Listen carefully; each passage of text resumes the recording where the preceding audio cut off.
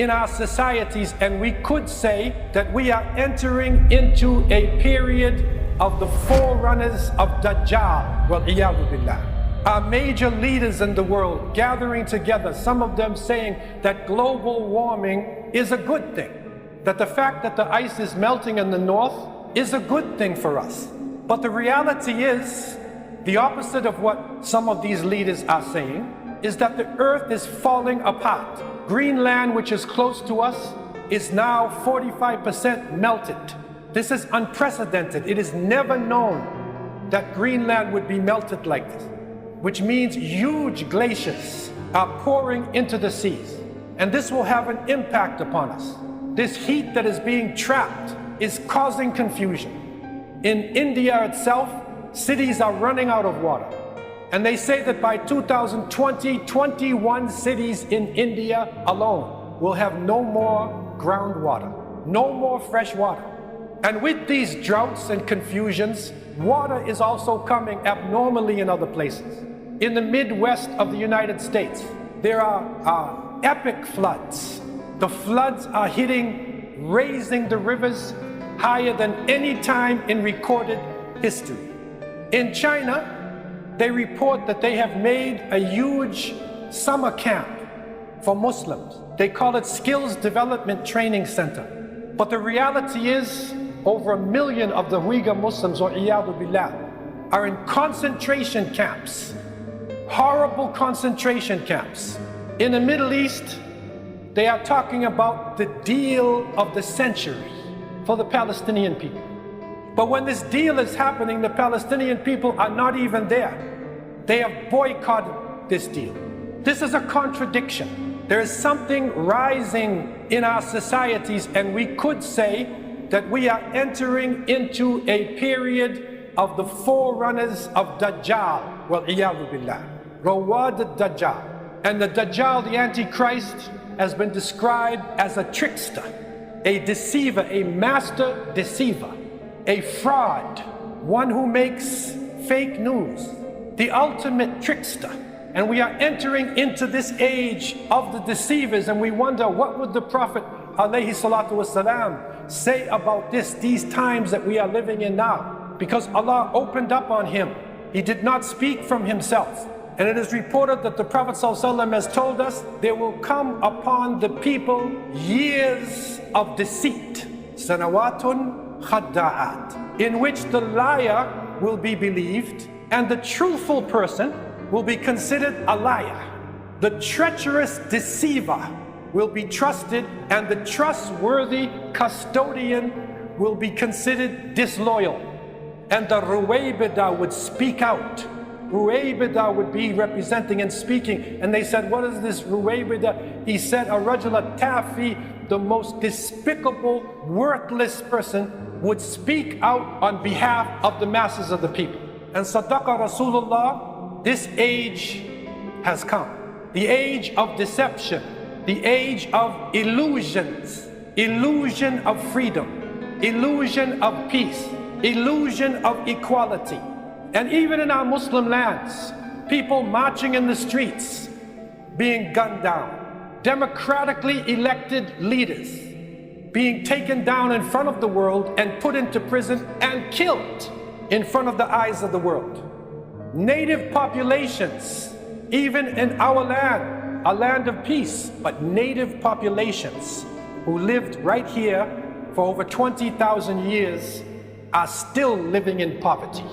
Their women are being taken away, raped, murdered in front of the eyes of the people.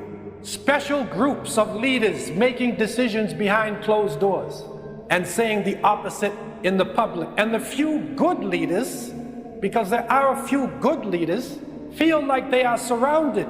They feel like every word that they say is being monitored and they could be attacked. So this is the age of the worst of people.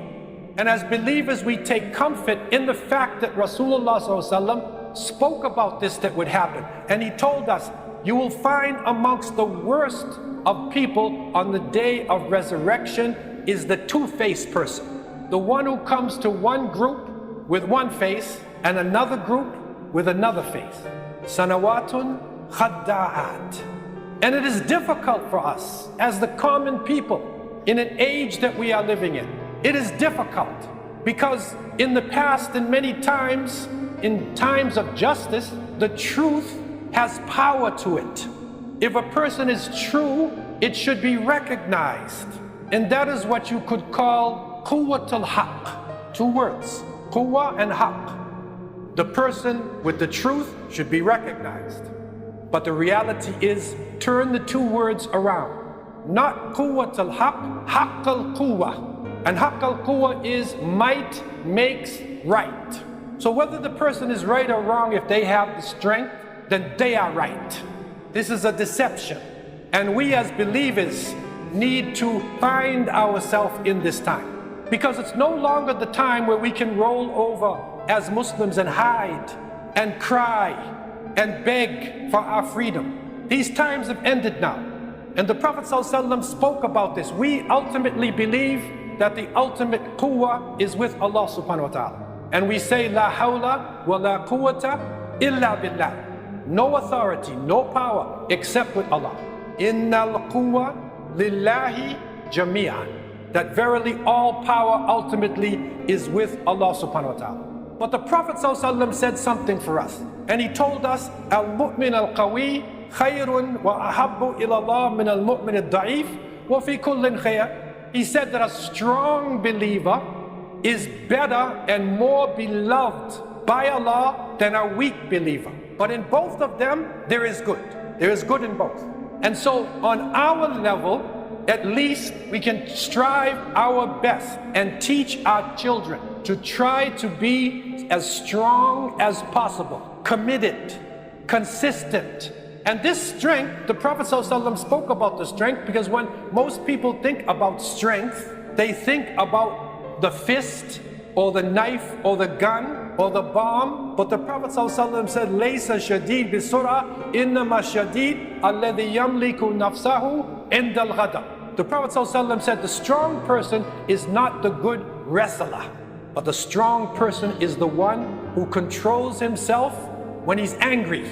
Self-control. So our strength needs to be the strength of our character, the strength of our spirituality, and the strength that we need, strength of the mind to culture our knowledge, study as much as we can, study our traditions, study the sciences of this world, ask Allah for hikmah, wisdom, because wisdom is so needed in this world that we are living in today, the time of sanawatun khadda'at. So let us try to nurture in our youth to be strong in everything they do. Strong students in school, strong at work, strong in any task that we are doing. And our unity gives us strength. If we look at Muslims not as my cousin, or someone who looks like me or speaks my language, but any of the believers, then we are a large jama'ah. If we look at it tribalistically, then we are small little groups that will be taken away. And take time, greet other Muslims. Greet people who are different than you today. If you see a Muslim on the street, care about that Muslim. If you see a Muslim in trouble, then you're in trouble. If you see a Muslim feeling sad, then that sadness is also part of you. We need to pray for each other. This is a time for us. This is a time. It's a test. It has happened historically in the past. And we are coming to the ultimate test. We are coming to the age of the ultimate deceiver. And so we need to gear ourselves to this, to take up the task, even the small things, like being consistent in our prayers. Small things, like not letting haram things come into our mouth. Small things, like making sure that we are giving to our organizations. Small things, like reaching out to people in this society, non-Muslims, showing them what Islam really is. And if we see injustice happening to somebody who is not a Muslim, then we feel that this injustice has also happened to us. We need to support our leaders. Support our leaders while they are alive and not while they have passed away. It's not enough just to say, as the leader passes away, rahimahullah. But when he was alive, when he was suffering, when he was taking the hit for our families and ourselves, what did we do? even if it was just a prayer, any way of support. Keep vigilant. Even while we are enjoying ourselves, we enjoy ourselves in an Islamic way. The Prophet ﷺ has told us that none of you will truly believe. لا يؤمن أحدكم حتى يكون هواه تبعا لما جئت به. None of you will truly believe until his desires, until his enjoyment, until his playing follows what I have brought him. So even while we enjoy ourselves, keep vigilant. Keep our eyes open as to what is happening, especially when we are in the houses of Allah subhanahu wa ta'ala. We need to pray to Allah Azza wa Jal, especially for wisdom.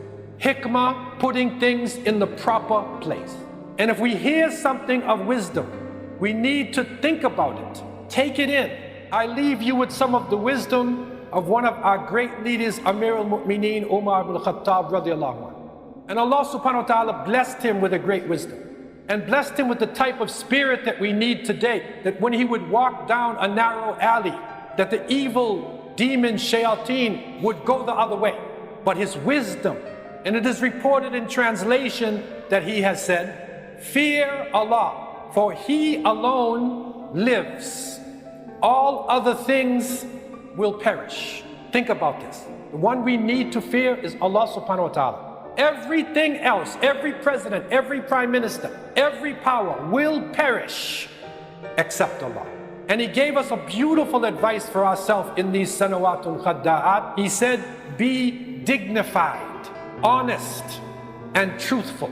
Dignified, not arrogant, but dignified. You respect yourself and you respect other people. And honest and truthful. And he said, radiallahu anh, trust is that there should be no difference between what you do and what you say and what you think. That is the true trust. There should be no difference between what you do, say, and even what's in your head, to not be a hypocrite deceiver. He also said, do not be misled by hearing of someone's reputation. Don't be misled if you hear the reputation of a person. He also said, radiallahu anh, do not depend upon the morality of a person until you have seen him behave while he's angry. Don't believe in the morality. But if he's angry, see how he acts. Then you know who that person really is. Remember what the strong person is that the Prophet ﷺ said, الَّذِي يَمْلِكُ نَفْسَهُ عِنْدَ الْغَضَبِ. The one who controls himself when he's angry. That's the strong person. That's the one that we need to follow and we need to respect. And so we take this time as we go into this rest period to remind ourselves not to rest. Because Allah subhanahu wa ta'ala is Hayyun la yamut. Allah is alive and will never die.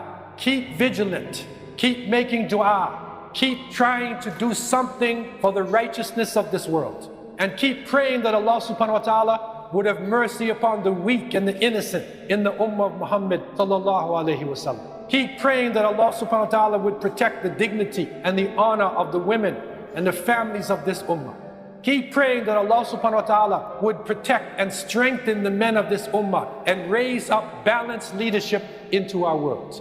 And keep praying that Allah subhanahu wa ta'ala would take yourself and all of us out of this world with kalima la ilaha illallah Muhammadur Rasulullah.